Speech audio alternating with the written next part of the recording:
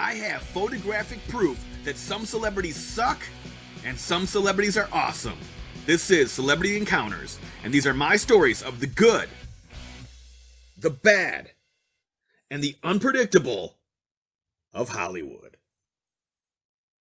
Hey guys, today's episode is about Brittany Murphy. Brittany died in 2009, so I really wanted this episode to be a reminder of what a great actress Brittany was, but more importantly, what an amazing person Brittany was. Brittany loved to entertain people and tried so hard to make everyone around her happy. She had an amazing ability to make you feel special when you came in contact with her. She was so full of life, so charming, and a truly giving person. So the first part of this episode is about what a wonderful person Brittany was. In the second half, we have to talk about her tragic death and how it could have been prevented. Let's check out my encounters with one of the nicest celebrities in Hollywood, Brittany Murphy. Brittany was best known for starring in movies 8 Mile with Eminem, as the sidekick in 1995's Clueless, in Just Married with Ashton Kutcher, and Sin City. I went to a couple of Brittany's movie premieres on the red carpet. Instead of just walking the red carpet like many celebrities do, Brittany would go out of her way to find the fans, take pictures with them, and sign autographs. I'm not just talking about stopping for a few minutes. She would stick around until she signed every autograph possible, and actually stop to talk with the fans. When I caught her out at the clubs and restaurants, she was the same way, talking with fans, taking pictures with them, and chatting with everyone around her. Her attitude didn't change just because she wasn't on the red carpet. So many stars put on a good show on the red carpet and then are jerks when they're out on the town. Look how happy the fans are around her at the Just Married premiere. This lucky little girl posed with Brittany and had a face-to-face encounter with her. That's a lucky girl there. Here, this guy from the movie comes over to say hi to Brittany, and Brittany makes him happy just seeing her.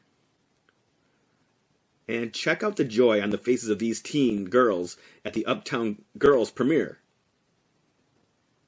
And here she is posing with random fans, making them happy outside of nightclubs. These are just random dudes outside of nightclubs. This guy here is Yehya. He's an autograph collector. He's been collecting autographs for like 20 years. You might recognize him from the Jimmy Kimmel show. He got autographs and photos with Brittany on multiple occasions, making him happy. Here she is posing in the limo for the paparazzi, making the paparazzi happy. Brittany spread happiness everywhere she went. One night, outside Mr. Chow restaurant, Brittany posed for me, invited me to her Uptown Girls movie premiere, and gave me a kiss on the cheek. That's going out of your way to be nice to me. And I was just a low-life paparazzi. She made me feel special and brought a little slice of happiness to my life that night.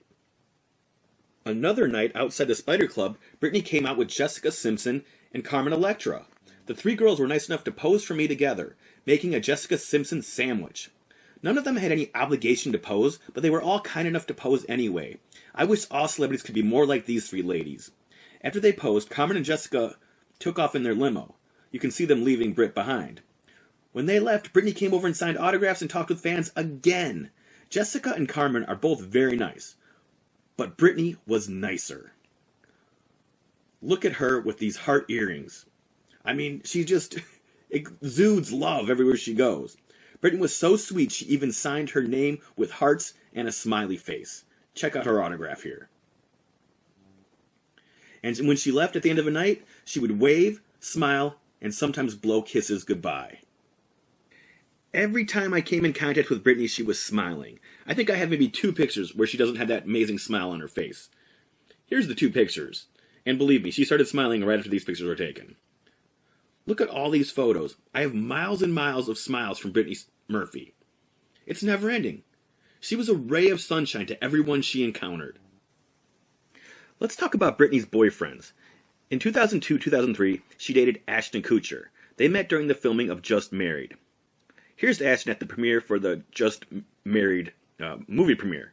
And he signed a few autographs for maybe 5 minutes, while Brittany was signing for every fan possible. Just shows you the difference between Ashton and Brittany. After Ashton, she dated her talent manager. His name was Jeff. These two dated for about a year in 2003-2004, and were engaged for about 4 months. Here they are on a date in 2003 at Lounge Nightclub. Brittany seemed to be in love. Check out the loving look she gives him in this picture. While the couple was engaged, they never did end up getting married. Then in 2005, 2006, Brittany dated a guy named Joe, one of the film crew guys from the movie The Little Black Book. They were together for about a year and also had about a 7th-month engagement, but never ended up getting married. Here they are at a party together. He seemed like a pretty nice guy. Murphy would end up marrying Simon Monjack in 2007. I didn't see Brittany much after they married. Simon didn't seem like a very good guy, or like Brittany's type, and the press had him as kind of a shady businessman, a guy who had major debt and wanted to get married before his visa expired. The couple married after only 4 months of dating. Once she married him, the tabloids stopped writing about her. Before Simon, she was in the tabloids constantly. Here's Brittany on the cover of Hot Stars magazine, from geek to chic. And here's Brittany making her move. This is when she was on the set of Little Black Book. She's flirting with her boyfriend at the time. And here she is partying and on a fashion page. Here she is striking a pose while blowing kisses. And here she is showing off her engagement ring from Jeff. And even Brittany's changing hair color was a story in the magazines. Look at all these photos and stories about Brittany. I went through a bunch of my magazines and I had a hard time finding any stories or photos of Brittany after the marriage to Simon.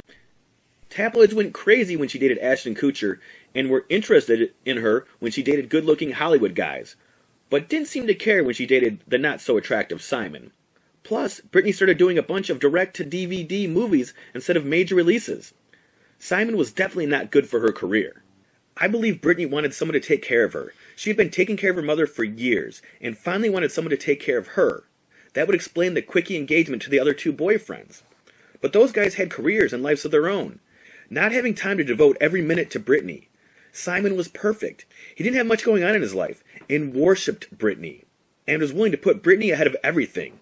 Brittany's father wasn't in her life, so Simon was also kind of like a father figure to her. I think Simon started out as a protective boyfriend for Brittany, and she liked that. Most girls like a boyfriend that is protective. A protective boyfriend is a good thing, but then I think it turned into overprotective boyfriend, which isn't always such a great thing. And finally, turning into a controlling boyfriend, which isn't good. There's a fine line between protective, overprotective, and controlling. I'm not sure Brittany could tell the difference, like so many people in bad relationships. Here's a photo Brittany's mom and Simon took after Brittany's death. It's them holding a picture of Brittany. Brittany died December 2009 due to pneumonia, a low blood count, and multiple drug intoxication at the age of 32. There were mysterious circumstances to her death. Some said she was murdered, others said it was a drug overdose, and there was a theory about deadly mold in her home. I'll tell you what I think happened. Brittany had been sick for a little over a week with what ended up being pneumonia. Simon and Brittany decided not to go to the hospital. I believe they didn't go to the hospital or to see a doctor because they were afraid of what the press would say, as there were rumors about the couple using drugs and Brittany being anorexic. If they go to the hospital, that fuels the anorexia and drugs rumors. So they self-medicated Brittany. The coroner said Brittany's death could have been prevented had she went to see a doctor. So if there's one thing we can learn from Brittany's tragic death, is that if you're having problems out there, like with anorexia or depression or prescription drugs, go get help. See a doctor.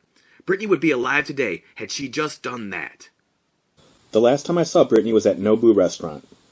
Simon stood in front of me blocking my shots as the couple walked in.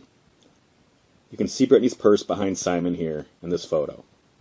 I don't think Brittany cared if I took photos, but Simon didn't want her picture taken for some reason. Simon being overprotective, I guess. In this picture, Brittany does seem happy with Simon. It's possible the two were happy together at this point. They're holding hands, laughing. Brittany looks like she's happy. This was the only time I had trouble taking Brittany's photo. When Brittany left Nobu that night, they snuck out the back door, which Brittany had never done in the past. As Simon drove past me with Simon in the front and Brittany in the back seat, Brittany gave me that unforgettable smile one last time. Out of all the celebrities who died during my time in Hollywood, Brittany's death broke my heart the most. Brittany tried so hard to make everyone else happy. I just hope she was able to make herself happy.